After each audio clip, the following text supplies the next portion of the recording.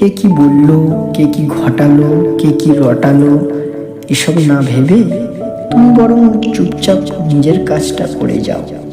তোমার নামে ভালো বললেও তোমার জীবনটা তোমাকেই কাটাতে হবে, আর তোমার নামে কেউ নিন্দা করলেও তোমার জীবনটা তোমাকেই কাটাতে হবে। জীবনটাও তোমার, সিদ্ধান্তও তোমার। তাই চুপচাপ নিজের কাজটা নিজেই করে যাও। হঠাৎ বড়লোক হওয়া গেলেও হঠাৎ ভদ্রলোক হওয়া যায় না। ভদ্রতা হলো পারিবারিক শিক্ষা, যা সময় সাপেক্ষ। আপনার হৃদয়ের ভালোবাসা শুধুমাত্র একজনের জন্য নয়। দুঃখ পেতে হবে, দুঃখ হলো জীবনের একটা অঙ্গ। নিজের ভালোবাসা, প্রেমকে জগতের অসংখ্য জীবের মধ্যে ছড়িয়ে দাও।